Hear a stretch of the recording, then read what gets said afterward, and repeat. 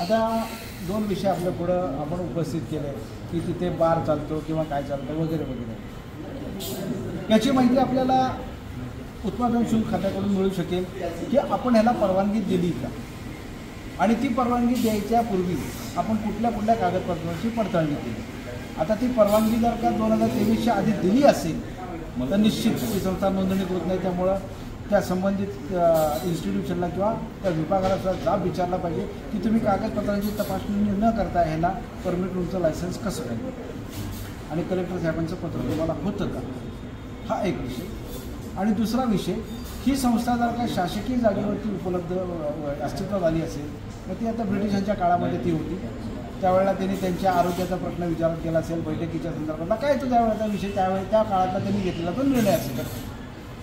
प्रश्न असा निर्माण होतो की शासकीय जागेवरती जर काही संस्था आरोग्याच्या संदर्भात असेल तर त्याच्यावरती सर्वसामान्य लोकांना, सभासदांना, नागरिकांना सुद्धा वापरण्याचा हक्क आणि अधिकार येतो। मग तुम्ही नाममात्र फी त्यांच्याकडून सभासदांची, परंतु इथे जर का लाईफ मेंबरची फी 5 लाख 10 लाख जर का होत असेल तर सर्वसामान्य माणूस देऊ शकत नाही। आणि एवढी फी तुम्हाला कोणत्या कायद्याखाली आकारली तुम्ही त्याचं उत्तर तरी दिलं पाहिजे। हे फरांदे जे आहेत त्यांनी तक्रार पोलिसांच्याकडे केली आहे आणि त्यांच्या म्हणण्यानुसार आता तुम्हीही सांगितले पत्रकार परिषदेमध्ये की पोलिसांकडून अपेक्षित कार्यवाहीच्या दृष्टिकोनातून काही आपल्याला सहकार्य मिळत नाही किंवा प्रशासन माहिती अधिकारात माहिती मागवल्यानंतर सुद्धा माहिती मिळत नसेल, कलेक्टर जे आहेत ते ह्याच्या अध्यक्ष आहेत असं समजते, तर मग तुम्ही आता न्यायालयामध्ये काय ह्याच्या संदर्भात तुम्ही काय दाखल आता हा प्रश्न तुम्ही चांगला उपस्थित केला। सर्वप्रथम हनुमंतराव फरांदे हे पोलिसांकडे तक्रार घेऊन गेले का, तर त्यांना माहिती नाकारण्यात आली किंवा दिलीच नाही, आणि मग या माध्यमातून जर का अशा पद्धतीचं बांधकाम होतं आहे, निविदा काढल्या जात नाही, एवढे पैसे घेतले जातात, त्या पैशाच्या संदर्भात जमा खर्च दाखवला जात नाही, ऑडिट रिपोर्ट दाखवला जात नाही, तर त्यांनी जी केलेली तक्रार आहे ती निश्चित गंभीर स्वरूपाची आणि ती पोलिसांनी त्याची दखल घेतलीच पाहिजे, तपास केलाच पाहिजे असं माझं स्पष्ट मत आहे। हां, त्या तपासामध्ये यांची तक्रार जर का खोटी असेल, माहिती चुकीची असेल तर त्यांनी त्यांना कळवावं ना, किंवा त्यांच्यावर कारवाई करावी की तुम्ही आमच्या पुढे खोटी तक्रार का दिली म्हणून। हा पण पोलिसांना ऑप्शन आहे ना, पण जर का तुम्ही आम्हाला उत्तरं देत नसेल तर आम्ही त्याची वाट बघणार। 1 महिन्याचा कालावधी, 1 महिन्यानंतर आम्ही कलेक्टर साहेबांच्या विरुद्धच कोर्टामध्ये अर्ज करणार। हे संस्थेचा कारभार नक्की बघतं कोण? कागदपत्री कोणी पदाधिकारी असतात? आता कारभार नक्की बघतं, नक्की कारभार बघतं ते कलेक्टर साहेबांपासून नाव घ्यायला पाहिजे आपल्याला।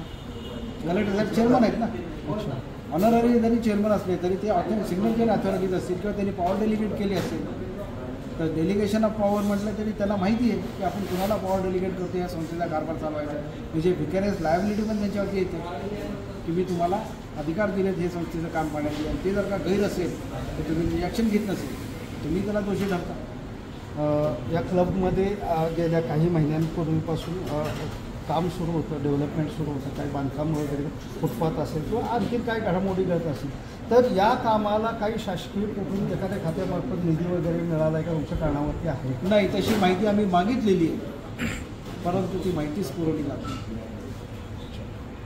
त्यामुळे आम्हाला त्याचं उत्तर जर का त्यांनी दिलं नसेल तर हा प्रश्न निरुत्तरित राहतो की पैसे कुठून आले।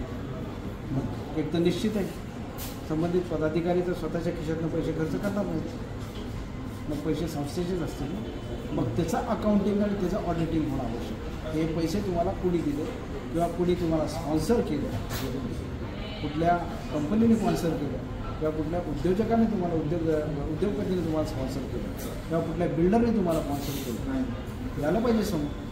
सातारामध्ये शाहू स्टेडियम जिथे आहे की जिल्ह्यातील गोरगरिबांची मुलं असतील, सर्वसामान्यांची मुले असतील, जी खेळाडू तयार व्हावं, त्यांना तिथं मैदान वापरायला मिळावं, पण त्याच स्टेडियमची अवस्था प्रचंड दुरावस्था झालेली आहे, तिकडे कुठेही लक्ष नाही प्रशासनाचं। असं असताना एका खाजगी ऑफिसर असतील किंवा एका क्लबसाठी जर शासन अशा पद्धतीनं काही सहकार्य करत असेल, तुम्ही जसं आता तक्रारी केल्या, माहिती देत नाहीत, दुर्लक्ष केलं जातं, तर ती ही एक प्रकारची शोकांतिका नाही का? तुम्हाला काय वाटतं? हे दुर्दैव आहे शोकांतिका। आता हा भाग नंतर येईल, माणूस शोकाकुल कधी होतो त्याच्यासमोर दुर्दैव आले की तिथं शाहू स्टेडियम आहे, ते सर्वसामान्य लोकांसाठी आहे, त्याच्यावरती शासनाने पैसे खर्च करतं, त्याच्यासाठी संबंधित विभाग आहे, त्याची परिस्थिती आणि सातारा फोरमची परिस्थिती बघितली तर जमीन आसमानचा फरक. सातारा फोरममध्ये सर्वसामान्य माणसाला प्रवेश करायला शासन मिळत नाही. मग त्याला गेस्ट म्हणून आता आणायचं, त्याचे पैसे भरायचे. पैसे भरायला पण हरकत नाही, पण कधी संस्था नोंदणीकृत असेल तर ना. 2023 नंतरचा विषय आपण बाजूला ठेवू.